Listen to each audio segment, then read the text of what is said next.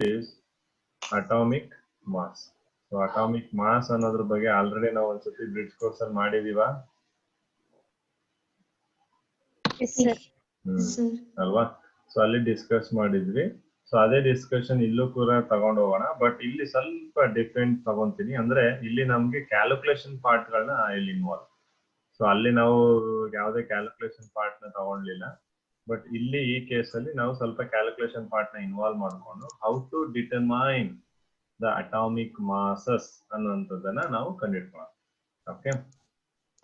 So first of all ನಮಗೆ ಗೊತ್ತಿರಬೇಕಾಗಿರುವಂತದ್ದು ಏನು ಅಂದ್ರೆ ನಮಗೆ difference between mass and weight ಗೊತ್ತಾಗಿದೆ ಅಲ್ವಾ? Okay.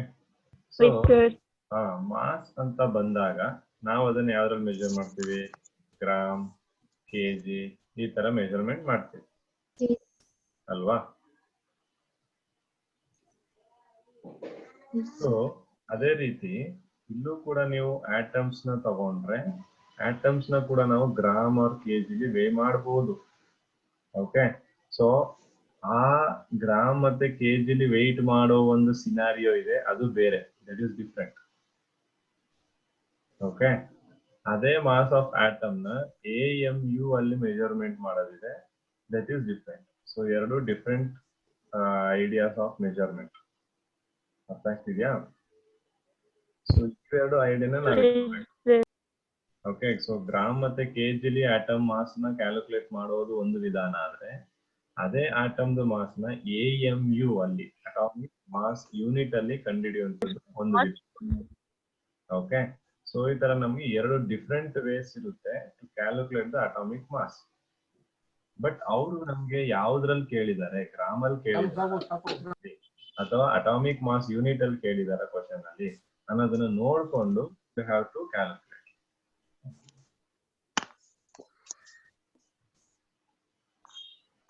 Okay. So we'll see the points here one by one. So in the 19th century, scientists could determine the mass of one atom relative to another. This is very important. ನಾನು ಅಲ್ಲೂ ಕೂಡ ಹೇಳಿದ್ದೆ bridge course ಅಲ್ವಾ? Relative atomic mass ಅಂತ, ಹೌದಾ?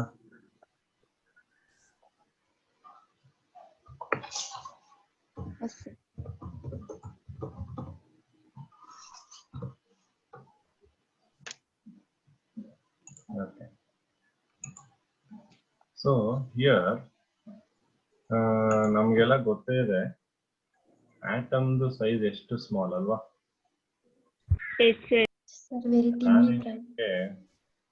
ಒಂದು small particle mustard ಗೊತ್ತಿದ್ಯಾ? Use ಮಾಡ್ತೀರಲ್ಲ cooking ಅಲ್ಲಿ, ಏನಂತೀರಾ ಕನ್ನಡದಲ್ಲಿ ಮಸ್ಟರ್ಡ್? ಅಲ್ವಾ? ಈಗ ಆ ಒಂದು ಸಾಸಿವೆ ಕಾಳಿನ ವೆಯ್ಟ್ ಅನ್ನ ಚೆಕ್ ಮಾಡಿ ಅಂದ್ರೆ ನಿಮ್ಗೆ ಯಾವ್ದೇ ಇನ್ಸ್ಟ್ರೂಮೆಂಟ್ ಇಲ್ಲ ಈಗ ಚೆಕ್ ಮಾಡಕ್ಕೆ. ಅರ್ಥ ಆಗ್ತಿದ್ಯಾ? ಸೊ ಯಾವ್ದೇ ಇನ್ಸ್ಟ್ರೂಮೆಂಟ್ ಇಲ್ಲದೆ ನೀವೇನ್ ಮಾಡ್ಬೇಕು? ಈಗ ಚೆಕ್ ಮಾಡ್ಬೇಕು. ಹೇಗ್ ಮಾಡಕ್ಕಾಗುತ್ತೆ? ಪಾಸಿಬಲ್ ಇದೆಯಾ? No sir, there is no possible. Only one possible ಏನಿರುತ್ತೆ, ಅದಕ್ಕೆ ರಿಲೇಟಿವ್ ಆಗಿರುವಂತಹ ಬೇರೆ ಯಾವ್ದಾದ್ರು ಸಬ್ಸ್ಟೆನ್ಸ್ ಮಾಸ್ ನಿಮಗೆ ಗೊತ್ತಿದ್ರೆ ಅವಾಗ ಏನಿತ್ತು ಅದ್ರದ್ದು ಇದ್ರದ್ದು ವೆಯ್ಟ್ ಸೇಮ್ ಇದೆ ಅಂತ ನಾವು ಪ್ರೆಡಿಕ್ಟ್ ಮಾಡ್ತೀವಿ. ಹೌದಾ ಇಲ್ವಾ? Yes, very good. Okay. So ಆಗ ಅಂದ್ರೆ 19th ಸೆಂಚುರಿಲಿ ನೀವು ಯೋಚನೆ ಮಾಡ್ಬೇಕು, 19th ಸೆಂಚುರಿಲಿ ಏನೂ ಇರ್ಲಿಲ್ಲ. ಅದುವೇ ಆಟಮ್ದು ಮಾಸ್ ನ ಮೆಜರ್ ಮಾಡ್ಬೇಕು ಅಂತ there was no sophisticated instruments to do that, to determine that. But presently in this generation we have very huge sophisticated instruments where you can accurately determine the mass of a single atom. So ಅದಕ್ಕೆ ನಾವು mass spectroscopy ಅಂತ ಕರಿತೀವಿ.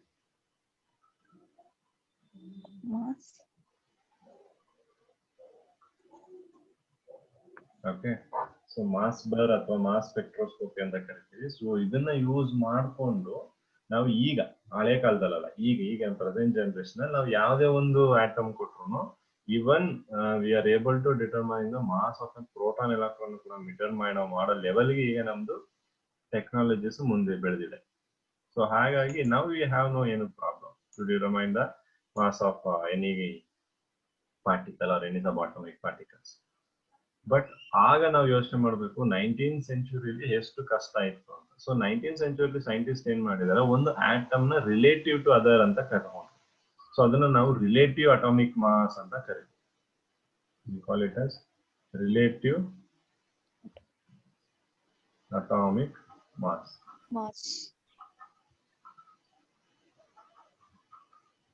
Okay, so first ಯಾವ್ದನ್ನ ತಗೊಂಡ್ರು ಅವರು? First they took hydrogen, right? Hydrogen being the lightest atom and ಅದಕ್ಕೆ ಇದ್ದಿದ್ದು mass ಎಷ್ಟು? 1. ಸೊ ಅದಕ್ಕೆ ಯಾವುದೇ ಯೂನಿಟ್ ಇಲ್ಲದೆ ಹೈಡ್ರೋಜನ್ ಏನ್ ಮಾಡಿದ್ರು ಅವರು ಫಸ್ಟ್ ಕನ್ಸಿಡರ್ ಮಾಡ್ಕೊಂಡ್ರು. ಸೊ ಹೈಡ್ರೋಜನ್ ನ ಕನ್ಸಿಡರ್ ಮಾಡ್ಕೊಂಡು ಓಕೆ ಹೈಡ್ರೋಜನ್ ಮಾಸ್ ನ ರಿಲೇಟಿವ್ ಆಗಿ ಇಟ್ಕೊಂಡು ಬೇರೆ ಎಲ್ಲ ಆಟಮ್ ಗಳದ್ದು ಮಾಸ್ ಅನ್ನ ಕಂಡುಹಿಡಿಯೋಣ ಅಂತ they have plan for and they kept hydrogen as a relative atomic mass.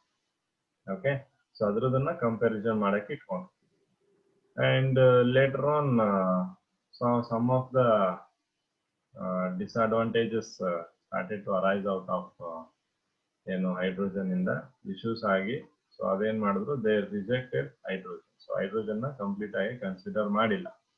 So hydrogen ಏನಾಗುತ್ತೆ, ರಿಜೆಕ್ಷನ್ ಆಗುತ್ತೆ. ಅದಾದ್ಮೇಲೆ ನೆಕ್ಸ್ಟ್ ನಮ್ಗೆ ಬರುವಂತದ್ದು ಆಕ್ಸಿಜನ್ ತಗೋತಾರೆ. ಆಕ್ಚುಲಿ ಆಕ್ಸಿಜನ್ ಕೂಡ ರಿಜೆಕ್ಟ್ ಆಗುತ್ತೆ. Then finally they are going to select carbon 12. I'll tell you what are the reasons are there to select carbon 12.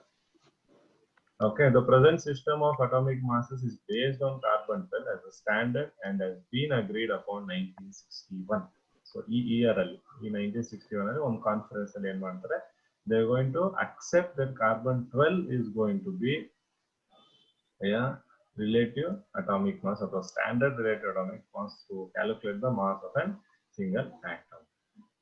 So in this system 12C, andre carbon 12 is assigned exactly 12 atomic mass unit and masses of all atoms are given relative to this standard. So andre 12C ಅಲ್ಲಿ ಏನಿದೆ exactly ಎಷ್ಟಿದೆ, 12 AMU ಅಂತ.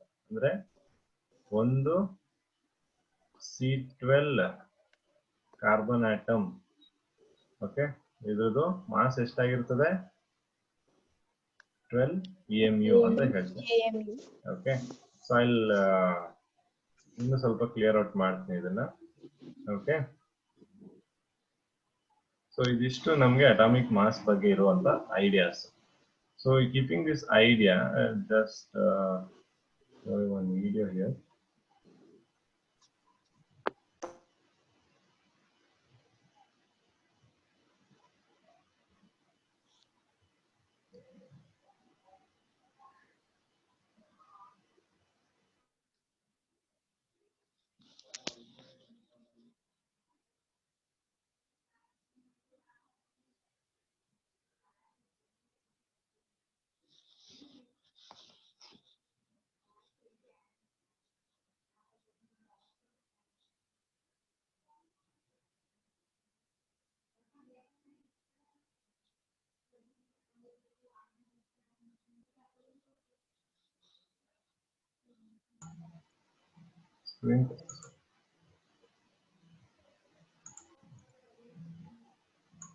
How can you find the mass of 1 kg? Screen ಕಾಣಿಸ್ತಿದೆಯಲ್ಲ ಎಲ್ರಿಗೂ?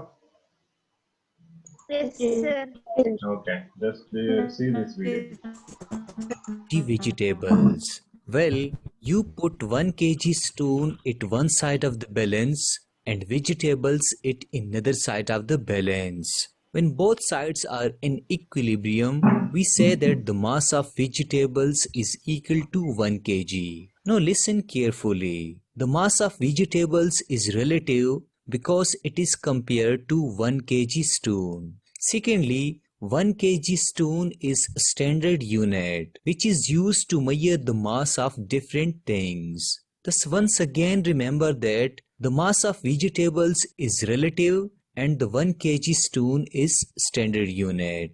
Now let me ask you, can you find the mass of a single atom using this balance? Well, the answer is no. You cannot find the mass of an atom using this balance or standard unit 1 kg because atom is very small.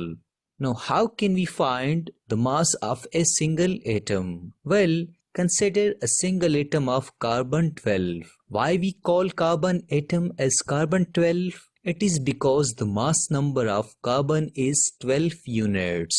There are 6 protons and 6 neutrons present in the nucleus of a single carbon atom. So we therefore call it as carbon 12. Now let's consider a balance. Let I place 2 same atoms of carbon 12 in the either side of the balance. We see that it is in equilibrium because the mass number of this carbon is 12, and we also know that the mass number of this carbon is 12. Now consider that I cut or divide this carbon 12 atom into 12 equal parts or 12 equal units. Here, why I am dividing it to 12 units? Well, I therefore divide carbon into 12 equal parts or units because its mass number is 12. Now let me again ask you, is the balance is still in equilibrium? The answer is yes, because all these 12 units still make up a single carbon atom. The another question you should learn is, can we say that a single atom of carbon is equal to 12 units? Well, the answer is yes. We can say that. Okay. So here, what they are doing? So they are taking atom of carbon 12. This is a complete atom of carbon 12. So ಇದು complete ಒಂದು atom of carbon 12 ಇದೆ. Okay. So ಇದನ್ನ ಅವ್ರು ಏನ್ ಮಾಡಿದ್ರೆ 12 units ಆಗಿ divide ಮಾಡಿದ್ದಾರೆ. So ಒಂದು ಕಾರ್ಬನ್ 12 ಅನ್ನ ತಗೊಂಡ್ರೆ ಇದನ್ನ they have divided into 12 units. So 12 units divide ಮಾಡಿ ಆ ಪೀಸಸ್ ಗಳು ಇನ್ನೊಂದ್ ಕಡೆ ಹಾಕಿದ್ದಾರೆ. ಸೊ ಎರಡರಲ್ಲೂ ಮಾಸ್ ಏನಾಗುತ್ತೆ ನಮ್ಗೆ ಇಲ್ಲಿ ಈಕ್ವಲ್ ಬರುತ್ತೆ. ಓಕೆ. ಸೊ ಅವ್ರು ಹೇಳ್ತಿದ್ದಾರೆ ಕಾರ್ಬನ್ ಆಟಮ್ ಏನಿದೆ ಇದು ನೋಡಿ, ಈ ಕಾರ್ಬನ್ ಆಟಮ್ ಇದೆಯಲ್ವಾ, ಇದ್ರದ್ದು ಮಾಸ್ ಯಾವ್ದಕ್ಕೆ ಈಕ್ವಲ್ ಆಗಿದೆ? 12 ಯೂನಿಟ್ಸ್. ಇದು 12 ಯೂನಿಟ್ಸ್ ಗಳು. Here it is 12 units. Okay. So ಅದಕ್ಕೆ ಈಕ್ವಲ್ ಆಗಿದ್ದಾವೆ. ಸೊ ಅಂದ್ರೆ ಈ C12 ಇದೆಯಲ್ಲ, ಈ C12 ಇಸ್ ಈಕ್ವಲ್ ಟು 12 ಯೂನಿಟ್ಸ್ ಅಂತ. ಕರೆಕ್ಟ್? ಅದು ಈಕ್ವಲ್ ಇದೆಯಾ, ಇರುತ್ತಾ? Yes. So it is going to be equal ಆಗಿ ಇರುತ್ತೆ ಅದು. Okay.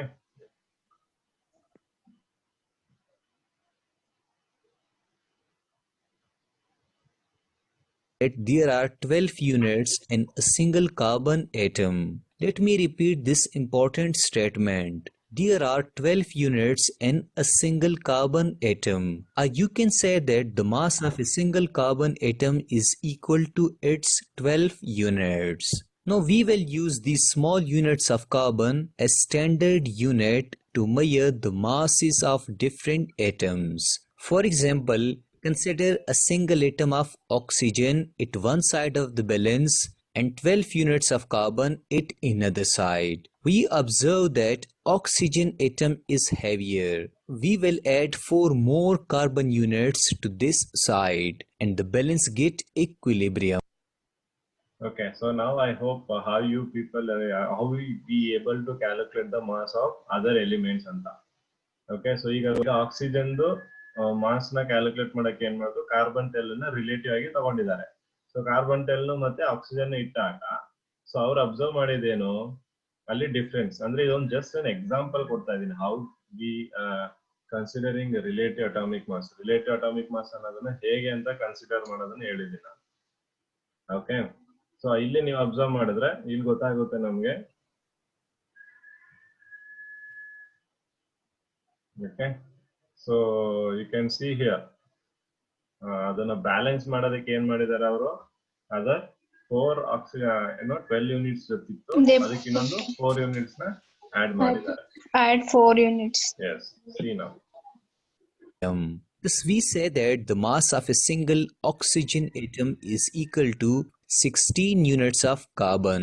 Secondly, consider a single atom of sodium at one side of the balance and 23 units of carbon at another side. As a result, the balance get equilibrium. Thus we say that the mass of a single sodium atom is equal to 23 units of carbon. Thirdly, consider a single atom of nitrogen at one side of the balance and 14 units of carbon at another side of the balance. Well, the balance will get equilibrium. Thus we say that the mass of a single nitrogen atom is equal to 14 units of carbon. Now listen carefully. We know that the mass of a single oxygen atom is equal to 16 units of carbon. We call this as a relative atomic mass of oxygen because it is compared with or measured against carbon units. Similarly, the relative atomic mass of sodium atom is equal to 23 units of carbon and relative atomic mass of nitrogen atom is equal to 14 units. Therefore, Okay, so here I hope you people are going to be clear with the relative atomic mass. So ಏನು relative atomic mass ಅನ್ನೋದಂಥದ್ದು ಇದು ಇಲ್ಲಿಂದ clear ಆಗುತ್ತೆ ನಿಮಗೆ. So we can see we are comparing the mass of carbon 12 to all the mass of other atoms. the masses of these all atoms are called relative atomic masses. Now, what is atomic mass unit or AMU? Well, again consider the previous example. We have learned that the mass of a single carbon atom is equal to its 12 units. You can say that we have divided the mass of a single carbon atom into 12 equal parts. Now, if I take only one part or one unit of carbon out of these 12 units, we call this single unit of carbon as one atomic mass unit. Let me repeat this important statement. We call this single unit of carbon as one atomic mass unit or 1 AMU. Thus, when you read or listen 1 AMU, think that it is a single unit of carbon and it has been taken out from 12 units of carbon. Secondly, 1 AMU is equal to 1 upon 12 parts of carbon atom. Because 1 AMU, 1 atomic mass unit, is the 12th part of a single carbon atom. We know that kg is the standard unit of mass. Similarly, 1 AMU is the standard unit of atomic mass. Now we have to modify the relative atomic masses. For example, we wrote in the previous slide that the relative atomic mass of a single oxygen atom is equal to 16 units of carbon. Now, instead of 16 units of carbon atom, we write that the relative atomic mass of a single oxygen atom is equal to 16 AMU or 16 atomic mass unit.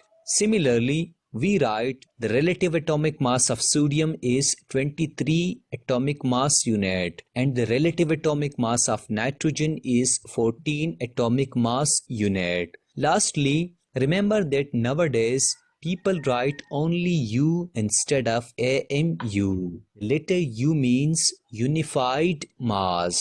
For example, people often write that the relative atomic mass of helium is equal to 4U. This was all about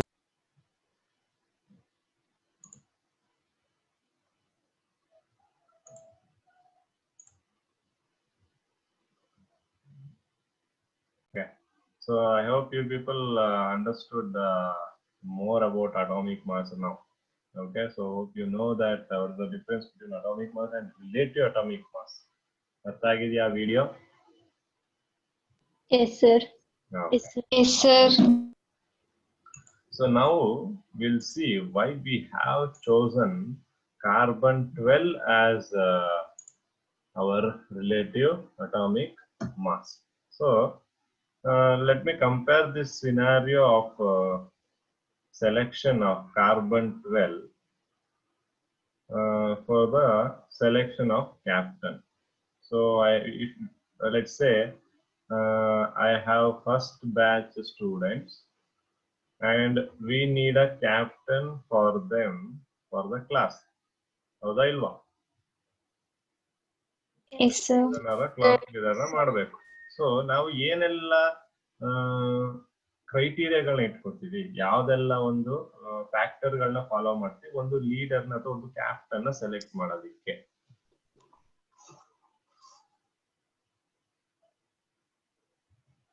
first of all captain ಆಗ್ಬೇಕು ಅಂದ್ರೆ attendance 100% ಇರ್ಬೇಕಾ? Yes, sir. ಆದ್ರೂ ನಾವು regular ಆಗಿ ಬರ್ಲೇಬೇಕು ಕ್ಲಾಸ್ಗೆ. Yes, sir. Regular ಆಗಿ ಬರ್ಲಿಲ್ಲ, bunk ಹೊಡಿತಾ ಇದ್ರೆ ಅವ್ರನ್ನ ಕ್ಯಾಪ್ಟನ್ ಮಾಡಕ್ ಆಗುತ್ತಾ? No, sir. Okay. So attendance ಅಂದ್ರೆ ಇಲ್ಲಿ ನಮಗೆ in terms of carbon fuel it is going to be abundance. Abundance ಅಂದ್ರೆ ಏನು? ನಮ್ಮ ನೇಚರ್ ಅಲ್ಲಿ, ನಮ್ಮ ಅಟ್ಮಾಸ್ಫಿಯರ್, ನಮ್ಮ ಒಂದು ನೇಚರ್ ಅಂತ ತಗೊಂಡ್ರೆ ಅಥವಾ ನಮ್ಮ ಒಂದು ಎನ್ವಿರಾನ್ಮೆಂಟ್ ತಗೊಂಡ್ರೆ ತುಂಬಾ ಜಾಸ್ತಿ ಸಿಗುತ್ತೆ ಎಷ್ಟು ಸಿಗುತ್ತೆ ಅಂತ ಅಲ್ವಾ? ಸೊ ಇದೇನಾಗಿರ್ಬೇಕು, ನಮ್ಗೆ ಜಾಸ್ತಿ ಸಿಗ್ಬೇಕು, ಹೌದಾ? Yes, sir. ಸೊ ಅದೇ ರೀತಿ ಹೇಗೆ ಕ್ಯಾಪ್ಟನ್ ದಿನಾ ಕ್ಲಾಸಿಗೆ ದಿನಾ ಕಾಲೇಜಿಗೆ ಬರ್ತಾನೆ, ಅದೇ ರೀತಿ ಕಾರ್ಬನ್ ಜಾಸ್ತಿ ಇರ್ಬೇಕು. ಅವ್ನ್ ದಿನ ಕಾಲೇಜಿಗೆ ಬಂದ್ರೆ ನಮ್ಗೆ ಅರ್ಥ ಏನು, ದಿನಾ ಇರ್ತಾನೆ ಅಂತ ಅಲ್ವಾ? ಹಾಗಾಗಿ ಇದು ಕೂಡ ಅಬಂಡೆನ್ಸ್ ಏನಾಗಿರ್ಬೇಕು, ಇದ್ರದ್ದು ಜಾಸ್ತಿ. ಓಕೆ, ಸೊ ಅದೊಂದು ಫಸ್ಟ್ ಕ್ರೈಟೀರಿಯಾ. ಓಕೆನಾ? ಅದೇ ರೀತಿ ಇನ್ನೊಂದು ಏನು, ಸೆಕೆಂಡ್ ಒನ್ ಏನ್ ಮಾಡ್ತೀರಾ ಸೆಲೆಕ್ಟ್ ಮಾಡೋದಕ್ಕೆ ಕ್ಯಾಪ್ಟನ್? ಅವನು ಸಾಫ್ಟ್ ಪರ್ಸನ್ ಆಗಿರ್ಬೇಕಾ ಇಲ್ಲ ತುಂಬಾ ಜೋರ್ ಮಾಡಂಗಿರ್ಬೇಕಾ? ಜೋರ್ ಮಾಡಂಗಿರ್ಬೇಕು ಅಲ್ವಾ? ತುಂಬಾ ಸಾಫ್ಟ್ ಆಗಿ ಸಾದಾ ಸೀದವಾಗಿದ್ರೆ ಏನ್ ಮಾಡ್ಬಿಡ್ತೀರಾ ಸ್ಟೂಡೆಂಟ್ಸ್ ನೀವು? ಅವನ್ನ ದಬಾಯಿಸ್ಬಿಡ್ತೀರಾ. Yes, sir. ಅಲ್ವಾ? ರೈಟ್. ಓಕೆ. ಸೊ ಆದ್ರಿಂದ ಈ ಶುಡ್ ನಾಟ್ ಬಿ, ನಾನು ಅದನ್ನ ಹೆಂಗ್ ಹೋಗ್ತೀನಿ ಅಂದ್ರೆ I will write it.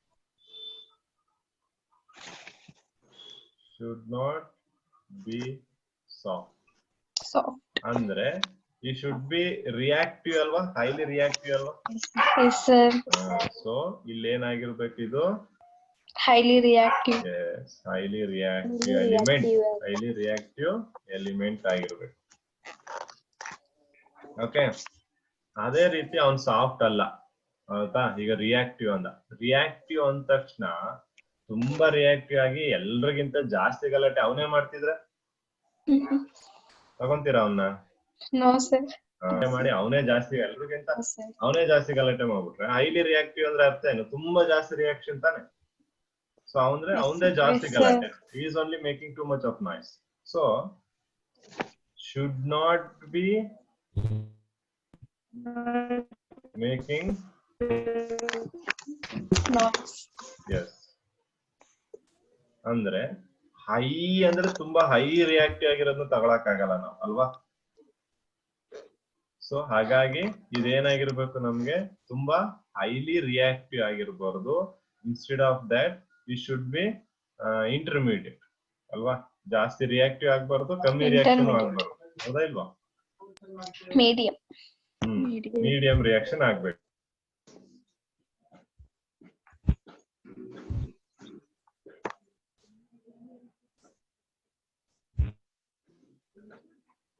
So it should be medium reactive. So adike idu we should not be highly reactive as well. So it should be normally reactive at room temperatures. Okay. So idu ಮೂರನೇ criteria, ನಾಲ್ಕನೇ ಕ್ರೈಟೀರಿಯಾನು ಆಯ್ತು ಅನ್ಕೊಳ್ಳಿ, ಅಲ್ಲ ಮೂರು ಇಟ್ಕೊಳ್ಳಿ. So next 4ಕ್ಕೆ ಹೋಗೋಣ. So 4ಕ್ಕೆ ಹೋಗಿ, ಈಗ ಒಬ್ಬ ಕ್ಯಾಪ್ಟನ್ ಇದಾನೆ ಅನ್ಕೊಳ್ಳಿ ನಿಮ್ ಕ್ಲಾಸ್ ಅಲ್ಲಿ, ನಿಮ್ ಬ್ಯಾಚ್ ಅಲ್ಲಿ. ಅವನದು ಕಸಿನೋ ಅಥವಾ ಅವನದು ತಂಗಿನೋ ಅಥವಾ ಅವನ ತಮ್ಮನೋ ಅಥವಾ ಅಕ್ಕನ ಮಗನೋ ತಮ್ಮನ ಮಗನೋ ದೊಡ್ಡಪ್ಪನ ಮಗನ ಚಿಕ್ಕಪ್ಪನ ಯಾರೋ ಒಬ್ರು ಮಗ, ಅವನು ಅದೇ ಕ್ಲಾಸ್ ಅಲ್ಲಿ ರೂಮ್ ಅಲ್ಲಿ ಇದ್ದಾನೆ ಅಂದ್ರೆ ಏನ್ ಮಾಡ್ತಾನೆ ಕ್ಯಾಪ್ಟನ್? ಸರ್ ಅವ್ರಿಗೆ ಸಪೋರ್ಟ್ ಮಾಡಬಾರ್ದು. ಸಪೋರ್ಟ್ ಮಾಡಬಾರ್ದು ಅಲ್ವಾ? Yes, sir. ಸೊ ಸಪೋರ್ಟ್ ಮಾಡಬಾರ್ದು ಅಂದ್ರೆ ಇಲ್ಲಿ ನಮ್ಗೆ we consider that as a it should not have more isotopes ಇರಬಾರ್ದು. ಗೊತ್ತಿದೆ ಅಲ್ವಾ ಐಸೋಟೋಪ್ ಅಂದ್ರೆ? Yes, sir. ಏನು? Same atomic number but different atomic mass. Same elements. ಅಲ್ವಾ? The elements which have same atomic number but different mass. Same elements. Different mass number ಇರುತ್ತೆ ನಮ್ಗೆ Yes, sir. ಅಲ್ವಾ? Okay, same number of protons ಇರುತ್ತೆ but different number of neutrons ಅಂದಾಗ ಅಲ್ಲಿ mass number ಏನಾಗಿರುತ್ತೆ ನಮ್ಗೆ different ಇರುತ್ತೆ. ಅಟಾಮಿಕ್ ನಂಬರ್ ಸೇಮ್ ಇರುತ್ತೆ ಬಟ್ ಮಾಸ್ ನಂಬರ್ ಏನಾಗಿರುತ್ತೆ ನಮ್ಗೆ ಡಿಫ್ರೆಂಟ್ ಇರುತ್ತೆ. ಬಟ್ ಅಂದ್ರೆ ಎಲಿಮೆಂಟ್ ಗಳೆಲ್ಲ ಸೇಮ್ ತಾನೆ Yes, sir. ಅಲ್ವಾ? ಅಂದಾಗ ಎಲಿಮೆಂಟ್ ಎಲ್ಲ ಸೇಮ್ ಅಂದ್ರೆ ನಾವು ಅವರಲ್ಲಿ ಇರೋದೆಲ್ಲ ಒಂದೇ ಬ್ಲಡ್, ಅವರೆಲ್ಲ ರಿಲೇಟಿವ್ಸ್. ಬಟ್ ಅದ್ರದ್ದು ಏನು ಮಾಸ್ ನಂಬರ್ ಮಾತ್ರ ಬೇರೆ ತಂದೆ ತಾಯಿಗಳು ಅಷ್ಟೇ. ಸೊ ಆ ತರ ಬಂದಾಗ ನಾವೇನ್ ಮಾಡ್ತೀವಿ, ಅದನ್ನ ಕನ್ಸಿಡರ್ ಮಾಡಲ್ಲ. ಸೊ ಹಾಗಾಗಿ ಇಲ್ಲಿ ಏನಿರ್ಬೇಕು, ನಮ್ಗೆ ಜಾಸ್ತಿ ಐಸೋಟೋಪ್ಸ್ ಇರಬಾರ್ದು. Okay, more isotope should not be there. ಅರ್ಥ ಆಯ್ತಾ? Yes, sir. ಹಾ, ಇದಿಷ್ಟು ಕ್ರೈಟೀರಿಯಾನಲ್ಲಿ ಏನ್ ಮಾಡ್ತೀವಿ ನಾವು, ಒಬ್ಬ ಒಳ್ಳೆ ಕ್ಯಾಪ್ಟನ್ ನ ಸೆಲೆಕ್ಟ್ ಮಾಡ್ತೀವಿ. Captain stands for C, that is carbon. So ಅದಕ್ಕೆ ಯಾವ್ದನ್ನ ಸೆಲೆಕ್ಟ್ ಮಾಡಿದ್ವಿ? Carbon. ಕಾರ್ಬನ್ 12 ನ ಸೆಲೆಕ್ಟ್ ಮಾಡಿದ್ವಿ. Okay, so based on this 4 major criteria in the year 1961, it was considered carbon 12 isotope was selected. Okay, so ಅದ್ರದ್ದು abundance ಇತ್ತು, ಅದು least reactive ಆಗಿರ್ಲಿಲ್ಲ, highly reactive ಆಗಿರ್ಲಿಲ್ಲ, Normally. ನಾರ್ಮಲ್ ರಿಯಾಕ್ಟಿವ್ ಆಗಿತ್ತು. Isotopes ಕಮ್ಮಿ ಇತ್ತು, ಅದ್ರದ್ದು 3 ಐಸೋಟೋಪ್ ಇದ್ದ. ಮೂರು ಐಸೋಟೋಪ್ ಅಲ್ಲಿ ಈ ಐಸೋಟೋಪ್ 99% ಇತ್ತು, ಇನ್ನೆರಡು ತುಂಬಾ ಕಮ್ಮಿ ಇತ್ತು. ಸೊ ಅದನ್ನ ನೆಗ್ಲೆಕ್ಟ್ ಮಾಡ್ಬೋದು. ಸೊ ಹಾಗಾಗಿ based on all this criteria ಏನ್ ಮಾಡಿದ್ರು, ಕಾರ್ಬನ್ 12 ನ they selected as relative atomic Mass. ಆಗಿದೆ ಅಲ್ವಾ? Yes, sir. Yes, sir. Good. So ಹಾಗಾಗಿ ಅದನ್ನ ರಿಲೇಟಿವ್ ಅಟಾಮಿಕ್ ಮಾಸ್ ಆಗಿ ನಾವು ವಿ ಸೆಲೆಕ್ಟೆಡ್ ಕಾರ್ಬನ್ 12. ಸೊ ಇದನ್ನ ಇತ್ತು.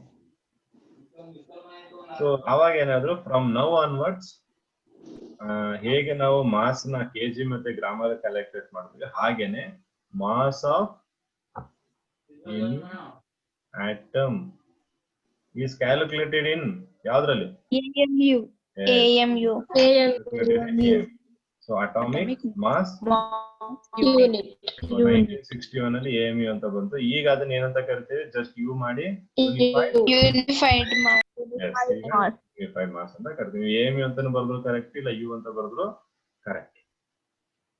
ಕ್ಲಿಯರ್ ಆಗಿದೆ ಅಲ್ವಾ? Yes, sir. Yes, sir. Very good. Yes, sir. So ನಮಗ್ ಗೊತ್ತಿದೆ, we know that 1 kg is equal to how many grams? 1000 grams. 1000 gram ಇದೆ. ಹಾಗಾದ್ರೆ 1 AMU is equal to ಎಷ್ಟು? 12 units. ಅಲ್ವಾ? So Yes, sir. ಇದಕ್ಕೋಸ್ಕರ ನಾವೇನ್ ಮಾಡಿದ್ವಿ, ಕಾರ್ಬನ್ 12 ನ ಸೆಲೆಕ್ಟ್ ಮಾಡಿದೀವಿ ಎಷ್ಟು ಅಂತ ನೋಡ್ಕೊಳಕ್ಕೆ ಅಲ್ವಾ? ಸೊ ನಾನು ಇಲ್ಲಿ ಇದನ್ನ ಬರಿಬೋದಾ? Mass of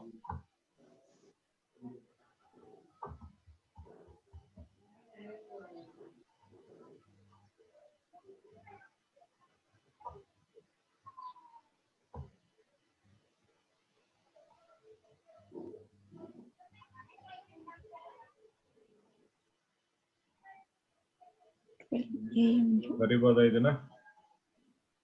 mass of carbon 12 atom is equal to 12 AMU ಅಂತ ಬರಿಬೋದಾ? ಚೆಕ್ ಮಾಡಿ.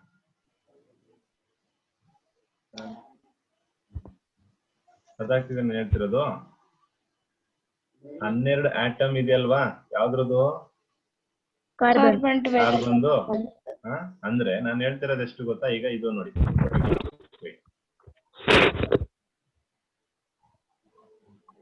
ಇದು ಕಾರ್ಬನ್ 12 ಆಟಮ್ ಆಯ್ತಾನಪ್ಪ? Okay, Yes, sir. ಇದ್ರದ್ದು ಮಾಸ್ ಎಷ್ಟು ಅಂತ ಹೇಳ್ತಿದ್ದೀನಿ ನಾನು? 12 AMU. ಕರೆಕ್ಟಾ ಇಲ್ವಾ ತಪ್ಪ?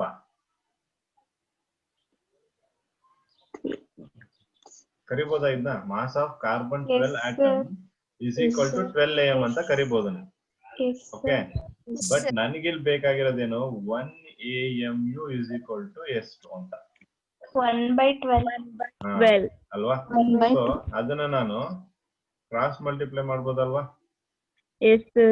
Yes, sir. mass of C12 atom divided by 12 ಅಂತ ಬರಿಬೋದಾ? Yes, sir. 1 mu is equal to mass of carbon 12 atom is equal to 12 mu होता है. 1 mu is equal to mass of C12 atom by 12. Is the match? Correct? Yes. So here we need mass of carbon 12 atom. ನನಗೆ ಈಗ mass of carbon 12 atom ಎಷ್ಟು ಅಂತ ಗೊತ್ತಾಗ್ಬಿಟ್ರೆ ನನಗೆ 1 mu answer ಸಿಗುತ್ತಾ? Yes, sir. Right? So here we need mass of carbon 12. If we divide that by 12, we'll get 1 mu. Correct alva? Correct tappa? Correct, sir. Okay, very good. So ಇದನ್ನ ಇನ್ನೊಂದು ಸ್ವಲ್ಪ correct ಆಗಿ ನಾವು ಬರ್ಕೊಳ್ಳೋಣ ಇಲ್ಲಿ.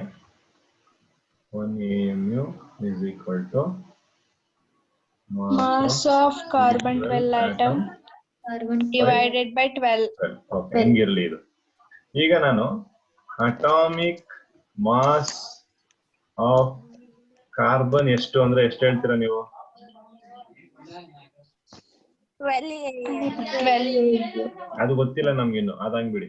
Atomic mass of carbon ಅಂದಾಗ ಇನ್ terms of gram ಅಂದ್ರೆ 12 gram per mole ಅಂತ ಕರೀತೀವಿ Yes, sir. ಅಲ್ವಾ?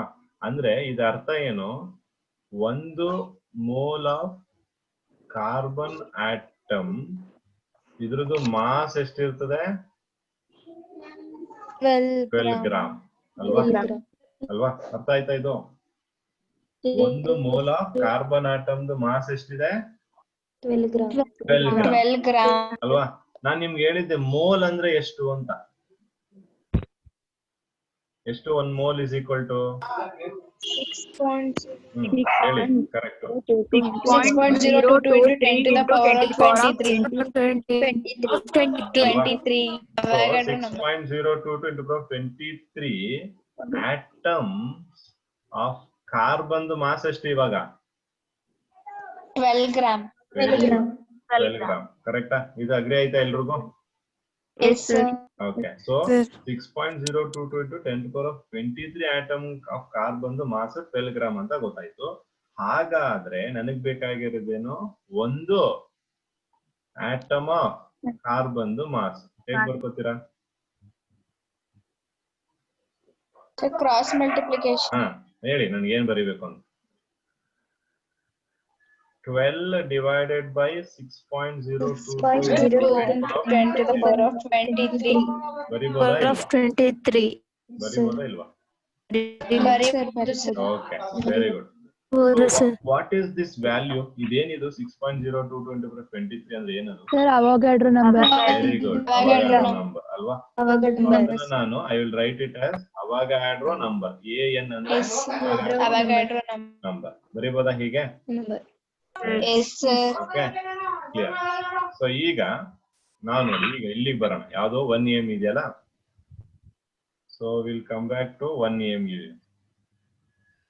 ಸೊ ಇಲ್ಲಿ 1 AMU is equal to ಅಲ್ವಾ? is equal to mass of carbon 12 atom divided by 12. ಹೌದಾ?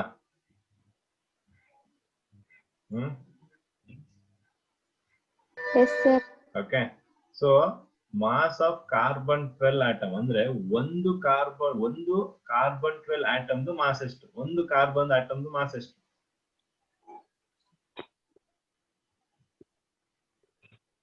ಒಂದು ಕಾರ್ಬನ್ ಆಟಮ್ದು ಮಾಸ್ ಎಷ್ಟು? 12. ನೋಡಿ ಒಂದು ಕಾರ್ಬನ್ So ಆಟಮ್ 12 gram. ಇದೆ ತಾನೆ? ಒಂದು ಕಾರ್ಬನ್ ಆಟಮ್ದು ಮಾಸ್ Yes, sir. ಎಷ್ಟು? ಇದು ಎಷ್ಟು ತಾನೆ? 12 by Avogadro number.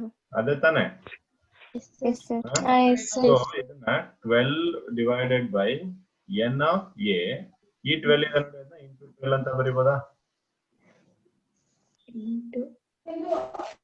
ಈಗ ಬರ್ಕೋಬೋದಾ ಈಕ್ವೇಶನ್ ನ?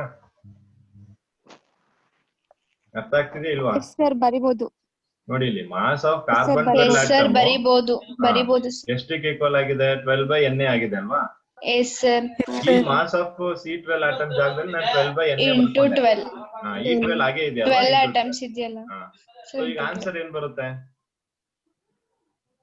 12 ಗೆ 12 ಹೋಯ್ತಾ? Get cancels, yes, sir. 1 What by is n. the remaining? 10 to the power of 1 by 23. Avogadro number. NA. ಹೌದಾ? Number. Yes, sir. Okay, good. 0.022 into 10 to the power of 20 minus 23 ಬರುತ್ತೆ. ಹೀಗಿರ್ಲಿ. ಈಗ ನನಗೆ value ಎಷ್ಟು ಬೇಕು? 1 AMU is equal to 1 AMU is equal to ಏನ್ ಮಾಡ್ತೀನಿ? 1 divided by 6.022 into 10 to the power of 23. ನಿಮ್ಮ calculator ತಗೊಂಡು 1 divided by 6.022 ಎಷ್ಟು ಅಂತ ಹೇಳಿ.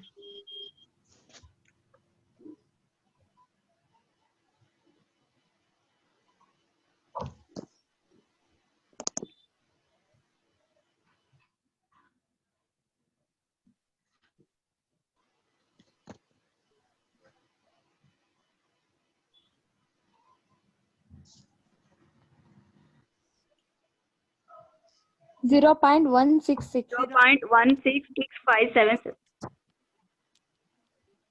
166 0.166057. ಸಾಕು ಅಷ್ಟಿರ್ಲಿ. ಈ ಪವರ್ ಮೇಲೋದ್ರೆ ಏನಾಯ್ತು? 057. 10 to the power of minus 10 to the power of 23. Minus 23. ಕರೆಕ್ಟಾ? Yes, sir. ಇದನ್ನ ಈಗ ಸೈಂಟಿಫಿಕ್ ನೊಟೇಷನ್ ಅಲ್ಲಿ ಎಕ್ಸ್ಪ್ರೆಸ್ ಮಾಡಿ. Sir, 1.660. 10 to the power 10 to the power of minus 24. yes 24. ಅಲ್ವಾ? Minus So 24. 1.66 into 10 to the power of minus 24 gram. 24. That is 1 AMU is equal to. ಅರ್ಥ ಆಗ್ತಿದ್ಯಾ? ಅರ್ಥ ಆಯ್ತಾ Yes, sir. ನಿಮ್ಗೆ? Yes, sir.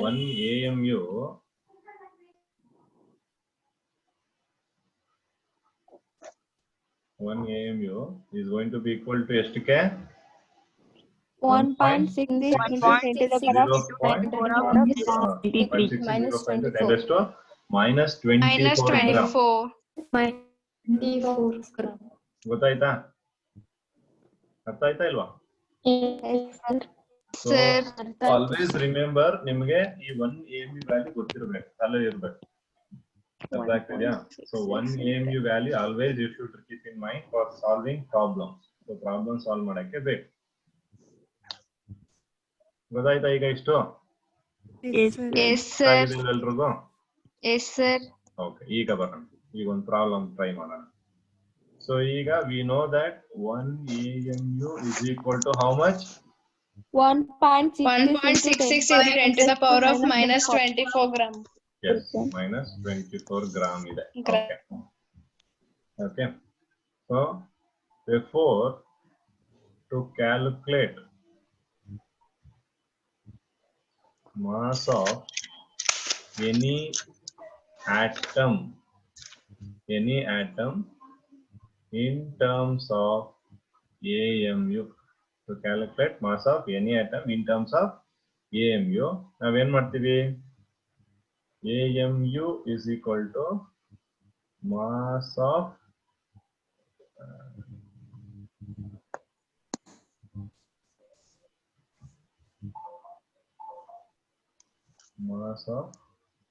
any atom in gram divided by 1.66 into 10 raised to minus 24 gram per AMU. gram per AMU ಏನಕ್ಕೆ ಬರ್ದೆ?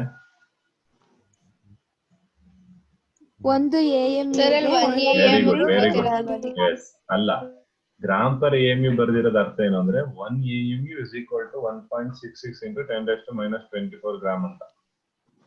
Sir. Okay. Yes, sir.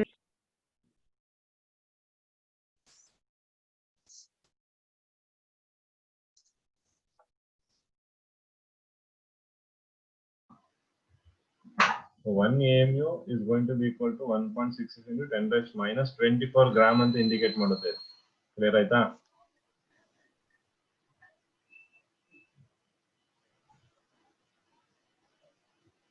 Is that clear?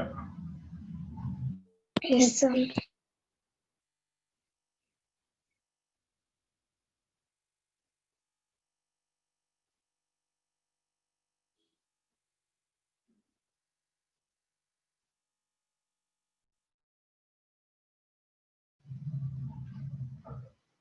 Okay. So now if you want to find out mass of hydrogen in terms of AMU, so what you are going to do? ಏನ್ ಬೇಕು ನಿಮ್ಗೆ ಈಗ mass of hydrogen AMU ಕಂಡುಹಿಡಿಯೋದಕ್ಕೆ? What is required? Mass of hydrogen in gram. Yes, very good. So mass of hydrogen in gram was experimentally found that it is going to be equal to 1.7 into 10 to the power of minus 24 gram. Okay. ಈಗ calculate ಮಾಡ್ಬಿಟ್ಟು ಹೇಳ್ತೀರಾ ಎಷ್ಟು ಬರುತ್ತೆ ಅಂತ hydrogen mass ಇನ್ AMU?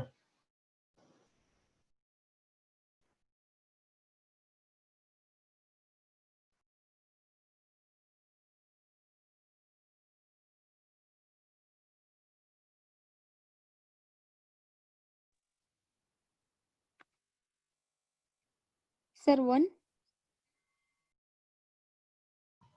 ಎಷ್ಟು ಬಂತು? 1.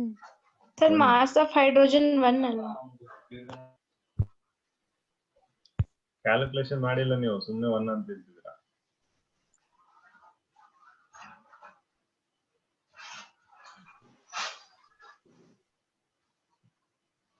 What I told you people to do, AMU value ಕಂಡುಹಿಡಿಬೇಕು. So mass of any atom in gram ಕೊಟ್ಟಿದಾರಲ್ವಾ?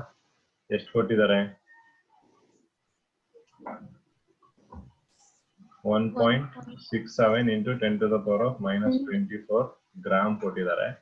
Divided by ಇದೆಷ್ಟಿದೆ ನಮಗೆ? 1.66 into 10 to the power of minus 24 gram per AMU ಇದೆ. ಗ್ರಾಮ್ಗೆ ಗ್ರಾಮ್ ಕ್ಯಾನ್ಸಲ್ ಆಯ್ತು. ಈಗ ಎರಡನ್ನು calculate ಮಾಡಿ 1.67 divided by 1.66 ಎಷ್ಟು ಬರುತ್ತೆ? There is no way it will come 1. It has some zeros next to that. Correct? 1.00797. ಮತ್ತೆ ಅದು ಬೇಕಾಗಿರೋ ವ್ಯಾಲ್ಯೂ. Sir, ಅಲ್ಲಿ 10 to the power of minus 24 cancel ಆಗುತ್ತಾ ಮೇಲೆ? ಕ್ಯಾನ್ಸಲ್ ಆಗುತ್ತಲ್ಲ, ಅದೇನು ಉಳ್ಕೊಳುತ್ತಾ? ಹೋಗುತ್ತಲ್ಲ. 1 ಪಾಯಿಂಟ್ ಹೇಳಿ. 1.0. ಏನ್ ಯೂನಿಟ್? 97. ಸಾಕು ಅಷ್ಟೊಂದು. AMU. ಓಕೆ, ಸೊ ಇದನ್ನ ಈಗ ನಾನು ನಿಮ್ಗೆ 1 ಸಿಗ್ನಿಫಿಕೆಂಟ್ ಫಿಗರ್ ಗೆ ರೌಂಡ್ ಅಪ್ ಮಾಡಿ ಅಂದ್ರೆ ಎಷ್ಟು ಬರುತ್ತೆ? 1 ತಾನೆ. ಸೊ ಹೈಡ್ರೋಜನ್ ಮಾಸ್ ಎಷ್ಟು ತಗೊಂಡಿದ್ವಿ? 1. ಕ್ಲಿಯರ್ ಆಯ್ತಾ ಈಗ? Yes, sir. So this is how we are going to calculate mass of other atoms. Atoms. Yes, sir. Okay. So ಹಾಗೆ ಇದನ್ನ AMU ಅಂತಾನೂ ಬರೀಬಹುದಿಲ್ಲ, ನೀವು 1.0078 U ಅಂತಾನೂ ಬರೀಬಹುದು. ಕ್ಲಿಯರ್? ಇದನ್ನ ನಾನು ಗ್ರಾಮ್ ಅಲ್ಲಿ ಬರೆಯಕ್ಕಾಗುತ್ತಾ?